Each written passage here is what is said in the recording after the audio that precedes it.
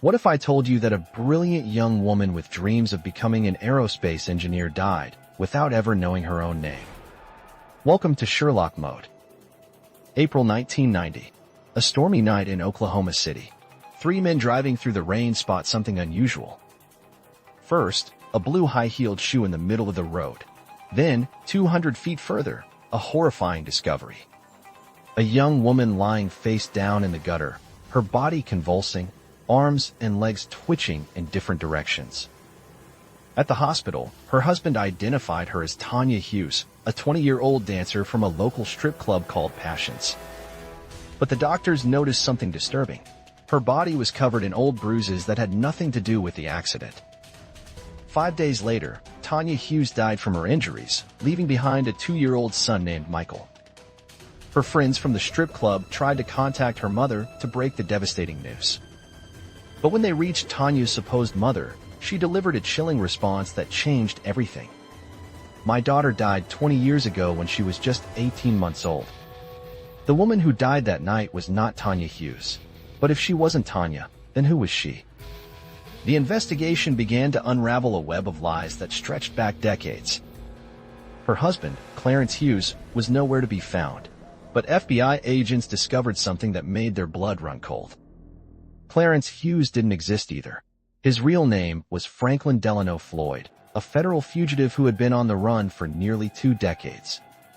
Floyd was a dangerous criminal with a history of bank robbery, kidnapping, and sexual assault. But this was just the beginning of a nightmare that would take investigators 30 years to fully understand. The truth was more horrifying than anyone could have imagined.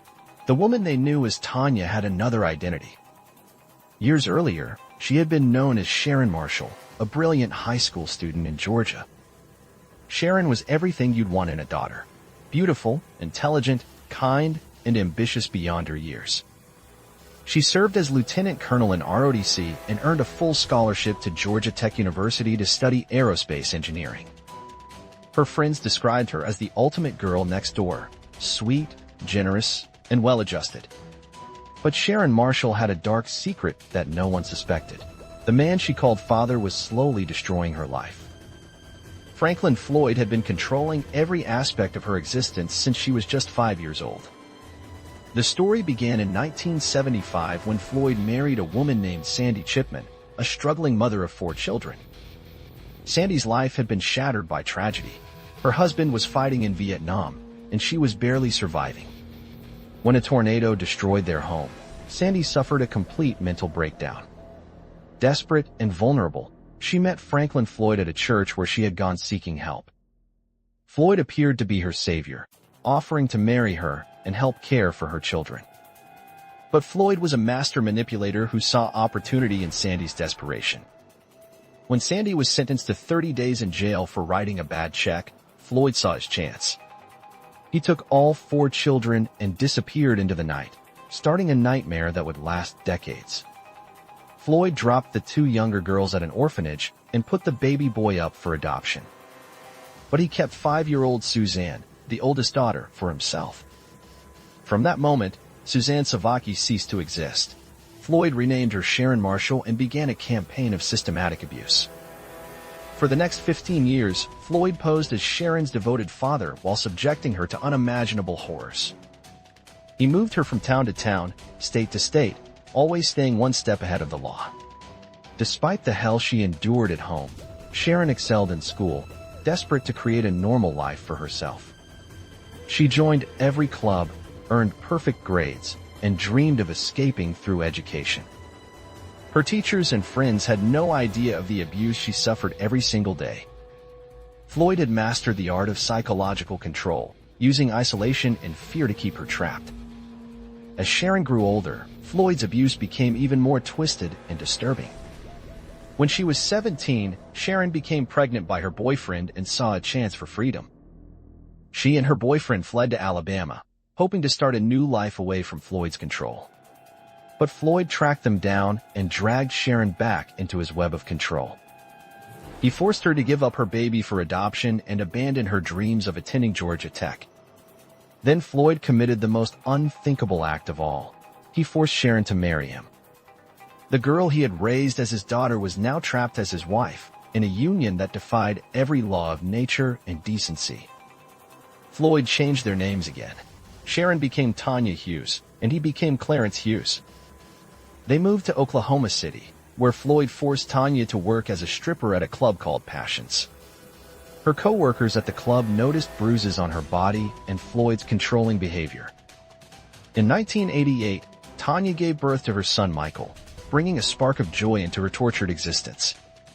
Floyd claimed to be Michael's father, but this was just another lie in his web of deception. Tanya's friends tried to help her escape, but she was trapped by years of psychological conditioning. The trauma bonding between victim and abuser had created an unbreakable psychological chain. Meanwhile, Floyd had begun targeting another victim at the strip club, a beautiful dancer named Cheryl Camesso. Cheryl was a former beauty pageant winner who dreamed of modeling for Playboy magazine. Floyd, using the alias Warren Marshall, promised he could make her dreams come true. He convinced both Tanya and Cheryl to pose for topless photographs, claiming he would send them to Playboy. But Floyd's true intentions were far more sinister than anyone realized. Colleagues at the club witnessed Floyd's violent behavior towards Cheryl, including punching her in the parking lot. In 1989, Cheryl Camesso disappeared without a trace. Floyd had murdered her in cold blood, but her body wouldn't be discovered for 6 more years. With the heat closing in, Floyd and Tanya fled Oklahoma City in the middle of the night. But their time was running out. Floyd's web of lies was beginning to unravel. On that fateful April night in 1990, Tanya Hughes was found dying by the roadside. The official cause of death was listed as a hit-and-run accident, but those who knew Floyd suspected murder. Floyd disappeared again, leaving 2-year-old Michael in foster care. For 4 years, Michael lived with loving foster parents who gave him the stability he had never known. But Floyd wasn't finished destroying lives. In 1994, he returned like a nightmare made real.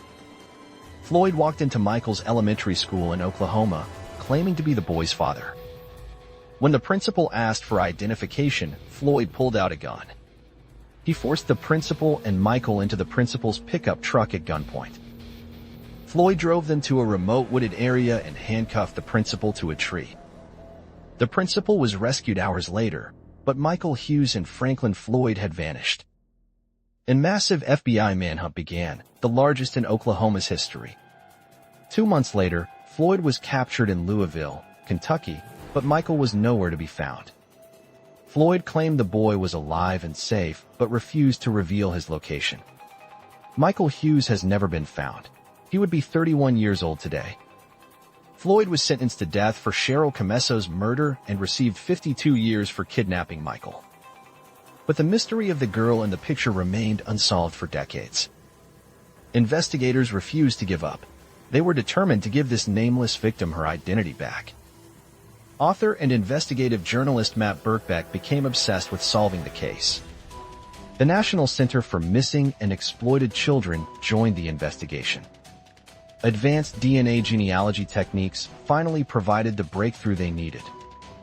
In 2014, one of Sharon's biological children, who had been placed for adoption, came forward with DNA. The DNA test confirmed Sharon Marshall's birth name was Suzanne Marie Sevakis. After 24 years of being nameless, the girl in the picture finally had her identity back. Suzanne's surviving siblings were located and reunited with the truth about their lost sister. Her brother Philip had been adopted and raised in North Carolina, never knowing his true identity. Her sisters Amy and Allison had spent years wondering what happened to their big sister. They learned that Suzanne had given birth to a daughter who was placed for adoption.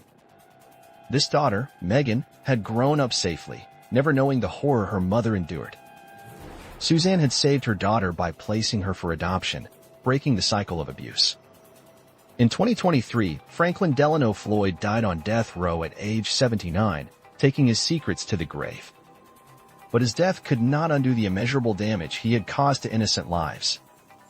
Suzanne Marie Sevakis was finally laid to rest under her true name in 2014.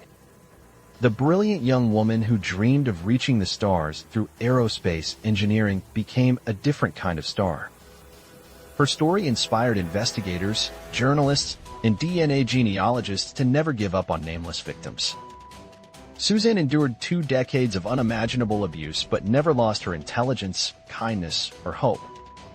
Despite everything Floyd took from her, he could never steal her essential humanity. Her friends and co-workers remembered her as generous, caring, and protective of others. Even while trapped in hell, she found ways to show kindness to those around her. The case revealed the devastating impact of child trafficking and long-term psychological abuse. Suzanne's story helped law enforcement understand how predators use trauma bonding to control victims. Her case led to improvements in how missing children cases are investigated and solved. The Netflix documentary brought worldwide attention to Suzanne's story and others like it. Millions of people now know her name and remember her not as a victim, but as a survivor. The girl who was stolen at age 5 and died at 20 had finally found her voice. Her story serves as a warning about the monsters who walk among us in disguise. But it also celebrates the heroes who refuse to let victims be forgotten. Every missing person deserves to have their name restored and their story told. Suzanne's case proves that even decades later, science and determination can reveal the truth. The aerospace engineer who never got to build rockets to the stars became a beacon of hope for other victims. Her intelligence, courage, and resilience inspire us to fight for justice and never give up.